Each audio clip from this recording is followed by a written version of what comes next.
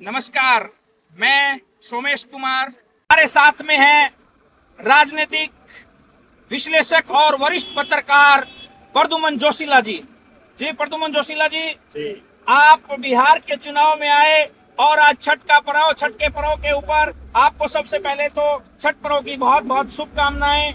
और आप क्या कहना चाहेंगे, बिहार चुनाव में आपने क्या देखा और बिहार चुनाव में हरियाणा के प्रवासी मंत्री आए, किसका क्या रिपोर्ट कार्ड है, उसके बारे में आप बताएं। देखो, निश्चित रूप से छठ पर्व इस बिहार चुनाव डिक्लेयर होने के बाद हो रहा है।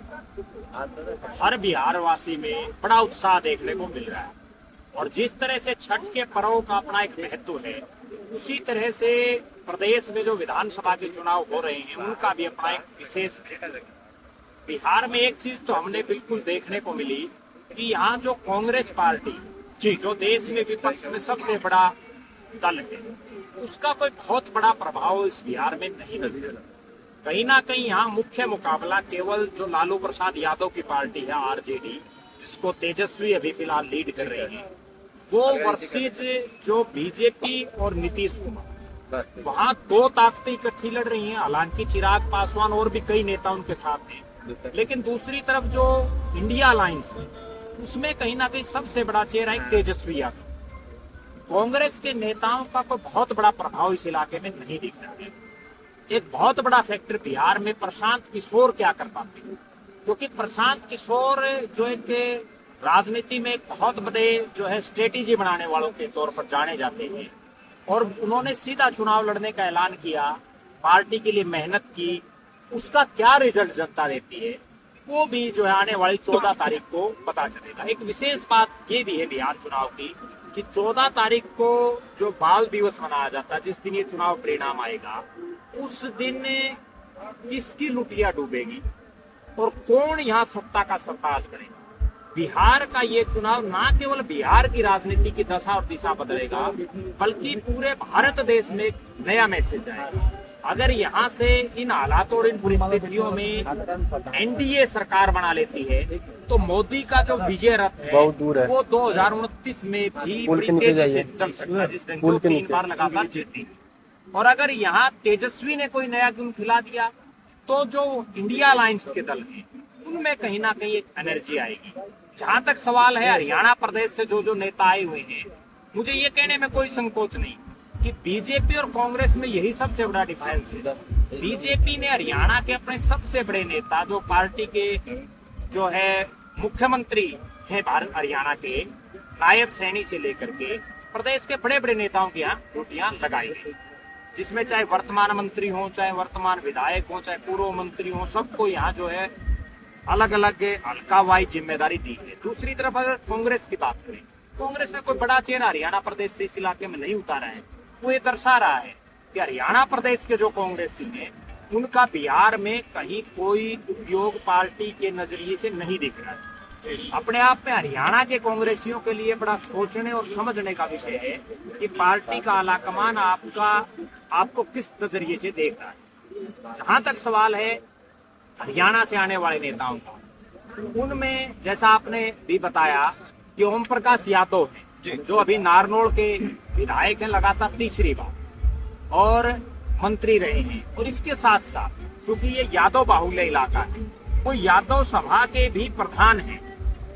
निश्चित रूप से कोई ना कोई उनका असर होगा, तभी पार्टी ने उनको जिम्मेदारी दी है, और ना केवल पहली बार बल्कि उनको बार बार जिम्मेदारी पार्टी दे रही है। जो ये दर्शा रहा है कि भारतीय जनता पार्टी बिल्कुल माइक्रो मैनेजमेंट कर रही है। उनको एक एक आदमी का ये पता है कि किस आदमी की कहाँ ड्यूटी लगाने से हमें फायदा मिल सकता है, जबकि कांग्रेस उसके नजदीक पर भी नहीं है। और वही कारण है कि पिछले 11 साल से कांग्रेस हरियाणा में भी विपक्ष में है, केंद्र में भी विपक्ष में, और अब तो खुद कांग्रेस ही बहुत से लोगों का जो है उत्साह डाउन हो चुका है।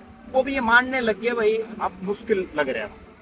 और बिहार में भी वही हालात कांग्रेस की है। और कांग्रेस के लिए मैं अक्सर एक बात कहता हूँ कि जहां भी कांग्रेस 3 बार हार गई, वहां फिर दोबारा आना उसके लिए बड़ी टेढ़ी की आ ही नहीं पाती। हरियाणा में भी वही पोजीशन में जा रही है। बिहार में हम देख रहे हैं कि कांग्रेस तो जो एक क्षेत्रीय दल है उसके लेवल पर आ गई बिहार। अब जिस प्रकार से ओम प्रकाश यादव जी का उत्तर प्रदेश में सबसे बड़े आगरा विधानसभा क्षेत्र के टफ इलाके में ड्यूटी आगरा लगाई लोकसभा। आगरा लोकसभा के अंदर, सातों विधानसभाओं के अंदर जिस प्रकार से विजयी करवा करके आए पार्टी को, इसी प्रकार से बादली के अंदर भी कांग्रेस का बहुत ताकतवर प्रत्याशी था और वो हार गए वहां पर, और बीजेपी वहां पे विजयी हुई। दिल्ली के अंदर ड्यूटी लगाई, या चाहे आप नारनौल के विधानसभा क्षेत्र की बात करें, और खुद का चुनाव तो लड़ ही रहे थे, साथ में आरती राव के चुनाव को भी देख रहे थे, संभाल रहे थे।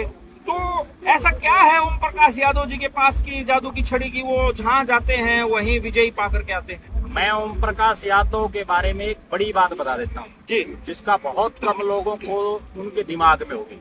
जी अहिरवाल में चाहे महेंद्रगढ़ हो, चाहे रेवाड़ी का इलाका हो, चाहे गुरुग्राम हो, गुड़गांव, और चाहे साथ लगता दादरी जिला हो, जो अहिरवाल की बेल्ट है, ओम प्रकाश यादव इकलौते वो नेता हैं जिन्होंने लगातार 3 चुनाव 2014, 19 और 24 का एक ही पार्टी की टिकट पर लगातार जीते हैं। वरना आप नजर मार के देखो, चाहे महेंद्रगढ़ के चारों हल्के हों, चाहे रेवाड़ी के तीनों हल्के हों, और चाहे दादरी के दोनों हल्के हों, पूरे अहिरवाड़ में राव इंद्रजीत का अपना एक प्रभाव है, क्योंकि वो बहुत बड़े नेता है, वो राष्ट्रीय स्तर के नेताओं में उनकी गिनती होती है। उसके बाद अगर इस अहिरवाल में कोई ऐसा नेता जिसका अपने आप में एक जनाधार हो और जो लगातार जीत की गारंटी हो, तो वो ओम प्रकाश यादव है। वरना तो कईयों का क्या है कि 2 बार जीत के अगली बार क्या आपका टिकट कटी, किसी के 2 बार जीत के तीसरा चुनाव हार गया, लेकिन इनको 3 बार लगातार टिकट मिली और तीनों बार जीते। ये अपने आप में एक गजब रिकॉर्ड है। और ना केवल ये, बल्कि हरियाणा के जो 90 विधायक हैं, उन 90 विधायकों में भी चुनिंदा ऐसे विधायक हैं प्रदेश की विधानसभा में, बिल्कुल उंगलियों पर जिनको हम गिन सकते हैं, जो 3 बार लगातार जीते हैं। और मैं तो ये भी कहना चाहूंगा कि भारतीय जनता पार्टी का जो आला कमान है, उनको ये सोचना चाहिए कि आपकी टिकट पर जो शख्स 3 बार लगातार जीतता हो, वो कितने एक आदमी, उनको कोई ना कोई बड़ी जिम्मेदारी देनी चाहिए। और जब वो जीत की गारंटी है, उनको खुद को टिकट देते हैं तो जीतते हैं, दूसरे जहां उनको जिताने के लिए भेजा जाता वहां भी वो जितवा देते हैं। तो ऐसे आदमी का तो सदुपयोग करना चाहिए। जी जी, जिस प्रकार से दूसरी तरफ यहाँ से 100 किलोमीटर की दूरी के ऊपर हरियाणा के दूसरे कद्दावर मंत्री कृष्ण बेदी को, सामाजिक न्याय मंत्री हैं वो भी मौजूदा, उनको भेजा गया है। उनके यहाँ भेजने से कितना प्रभाव आप मानते हैं कि समस्तीपुर विधानसभा के जितने 2 विधानसभा क्षेत्रों में उनकी ड्यूटी लगाई है पार्टी संगठन ने, वो कितना कारगर वहां साबित होंगे आपकी नजर में? उनकी क्या रिपोर्ट है? देखो ऐसा है, जिस प्रकार से ओम प्रकाश यादव को एक पंचायती मंत्री के तौर पर जाना जाता जी, उसी तरह से अब की सरकार में कृष्ण बेदी एक पंचायती मंत्री के तौर पर जाने जाते हैं जी। जहां कहीं भी कोई भी मामला हो जाए, जी। तुरंत प्रदेश की बीजेपी हो और चाहे प्रदेश के मुख्यमंत्री, उनकी तुरंत प्रभाव से ड्यूटी लगाते हैं, क्योंकि उनके पास 2 बड़ी जिम्मेदारियां हैं। पार्टी संगठन में वो प्रदेश के महामंत्री हैं, प्रदेश की सरकार में वो मंत्री हैं, और कृष्ण बेदी का भी एक ऐसा है कि वो जिससे मिलते हैं उसी को अपना बना करके चलते हैं। जी। बिहार चुनाव में जिस ढंग से उनकी ड्यूटी लगाई, एक और बड़ी गजब बात है कि हरियाणा के जो बाकी नेता हैं ज्यादातर, उनको तो 1-1 हल्के की ड्यूटी दी है, कृष्ण बेदी को 2-2 हल्कों की ड्यूटियां दे रखी है। तो वो दर्शा रहा है कि कृष्ण बेदी का उपयोग भारतीय जनता पार्टी सही ढंग से कर रही है। और मुझे ये कहने में भी कोई संकोच नहीं है, और एक बहुत जरूरी बात भी है कि हरियाणा की 2024 की जो सरकार आई, वो जो जींद में डीएससी समाज की एक रैली हुई, जिसने कई सीटों पर परिणाम बदलने का काम किया, उसमें कहीं ना कहीं कृष्ण बेदी का अपना एक विशेष नाम रहा।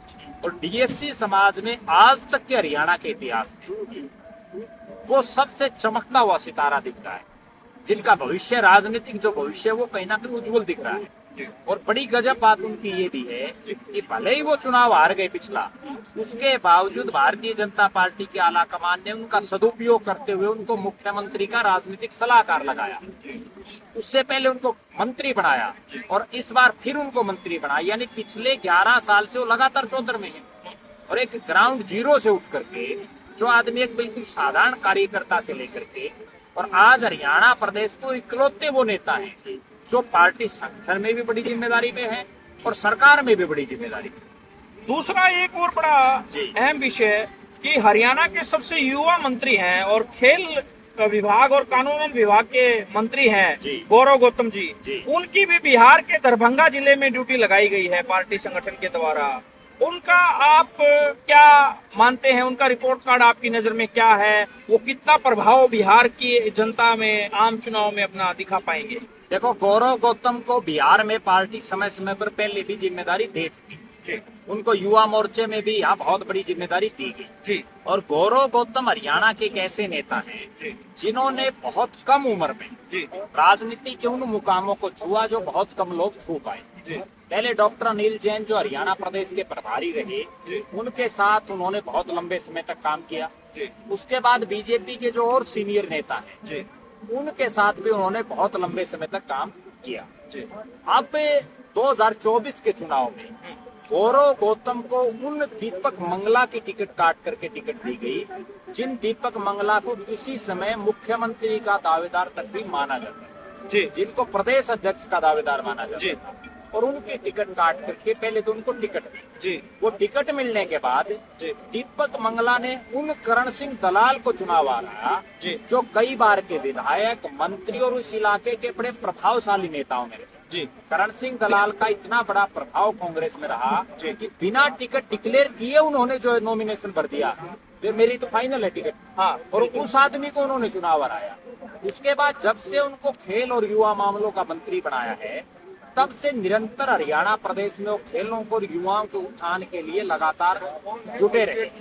कहीं ना कहीं ये कहा जा सकता है कि गौरव गौतम हो और चाहे कृष्ण बेदी हो, चाहे ओम प्रकाश यादव हो, इन तीनों का सदुपयोग भारतीय जनता पार्टी के केंद्रीय नेतृत्व को करना चाहिए। ये बहुत बड़ा छठ के पर्व के ऊपर आज हमारे राजनीतिक विश्लेषक और वरिष्ठ पत्रकार प्रद्युमन जोशीला जी के द्वारा ये जो बिहार के आम चुनाव के ऊपर जो बात कही गई है, ये बहुत ही सटीक बात कही गई है।